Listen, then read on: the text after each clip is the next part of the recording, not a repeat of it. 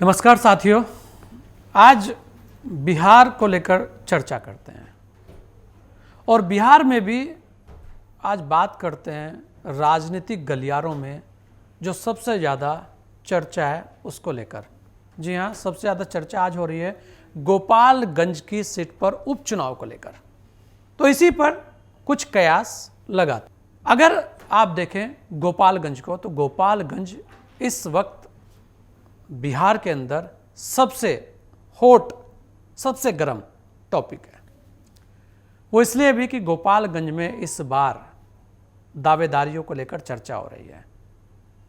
चर्चा होनी भी स्वाभाविक है, क्योंकि बीजेपी से टूटकर जदयू अलग हुआ है और वापस महागठबंधन बना है और उसके बाद ये उपचुनाव है।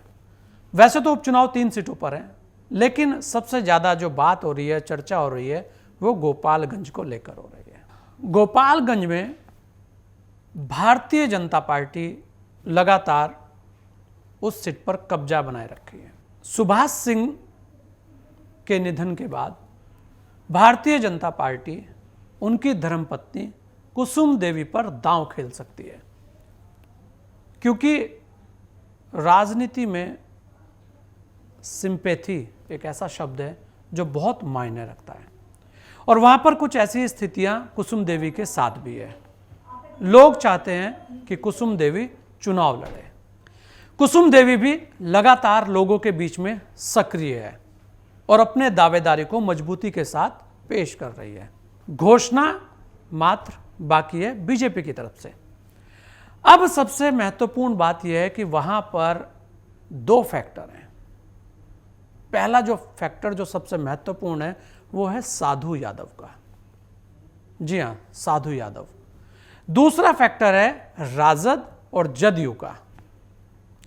अब यहां पे एक और महत्वपूर्ण बात है कि राजद से साधु यादव यहां पर विधायक रह चुके हैं और बड़ा कद है, बड़ा दबदबा है। दूसरे नंबर पर पिछली बार बहुजन समाज पार्टी से लड़ते हुए वो रहे हैं।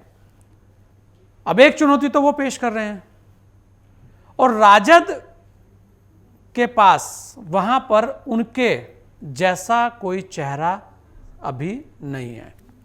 हां, जनता दल यू अगर वहां पर वो सीट अपनी तरफ ले तो वो जरूर किसी नए चेहरे पर दांव खेल सकती है, लेकिन अभी तक भी वहां पर वो कभी चुनाव नहीं लड़ी है, तो उसके सामने भी चेहरे को लेकर एक बड़ी समस्या है।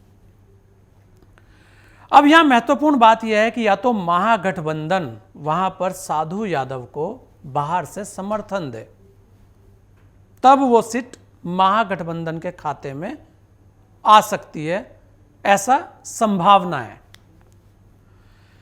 और एक वहां पर और बड़ी संभावना चल रही है कि उप मुख्यमंत्री तेजस्वी यादव वहां पर अपनी धर्मपत्नी को चुनाव लड़ाएं। देखिए, इस सीट के हॉट होने के, गर्म होने के ये बहुत सारे कारण हैं। साधु यादव एक बड़ा कारण है। उसके बाद जो दूसरी बात है वो उप मुख्यमंत्री की धर्मपत्नी के नाम की चर्चा, ये एक बड़ी बात है। तो इसलिए गोपालगंज इस वक्त सबसे अहम, सबसे खास है।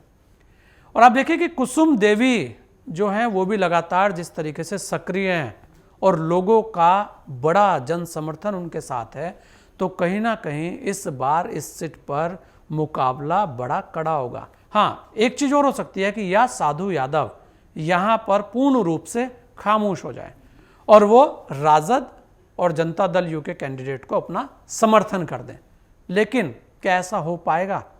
क्योंकि साधु यादव को जितने भी लोग जानते हैं उन्हें पता है कि वो राजनीति के माहिर खिलाड़ी हैं।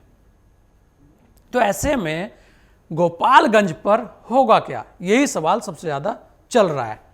तो ऐसे अलग अलग तरीके के कयास है। क्या साधु यादव वहाँ पर बहुजन समाज पार्टी से चुनाव लड़ेंगे, या राजद में वापसी कर चुनाव लड़ेंगे, या जनता दल यू से चुनाव लड़ेंगे, या महागठबंधन के समर्थन से चुनाव लड़ेंगे?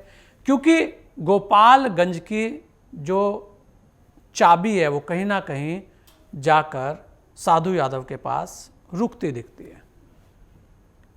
ये अलग बात है कि जब भी चुनाव हुए हैं तो भारतीय जनता पार्टी ने वहाँ पर मजबूती के साथ चुनाव लड़ा है और जीतने में सफल रही है।